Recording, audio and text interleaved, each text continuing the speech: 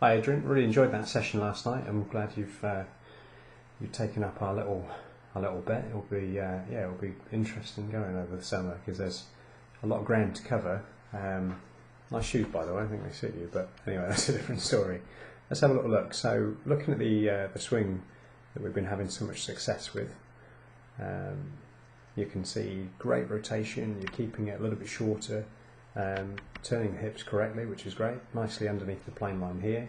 Obviously on the takeaway you get quite well under the plane line, which is something I'm going to come to in a second. So you can see very flat at the moment, and then obviously there's this slight loop back, and we look at the top of the backswing, and even though you feel like this swing is really, really short, because of the folding of the right bicep, which will happen naturally when the elbow is out and behind you and the scapula is in this position, very difficult to keep it short enough. So of course, as a result, technically, as you start the downswing, it's still steep. So let's have a look at how we're going to solve this problem long term. Now this looks like a golf swing where a man can get some good deep sleep.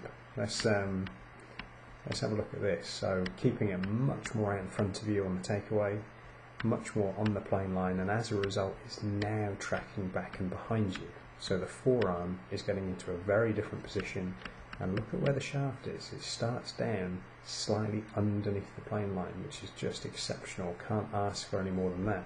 You've naturally maintained a much longer bicep because of the position of the right forearm. You've got some stability and some foundation to do so. So even though both of these swings felt the same kind of length, the relative position of the right scapula has allowed a very different club position.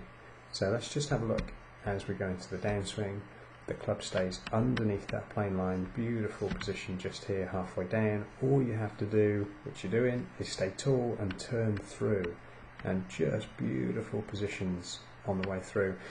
You had a few shots with this when you tried it out and really ripped them, even though it felt a bit odd, and then obviously I think the tiredness kicked in, and essentially you were getting the takeaway really well, and you were getting into these positions up at the top of the backswing, but of course then you were just going really long, really folding, and kind of forgetting we've still got to try and keep it short and wide, but it's not just the feeling this time, it's actually going to be happening. So stick with short and wide, but we're just going to change that takeaway, and the top of the backswing is going to feel short and wide, but just in a slightly different position.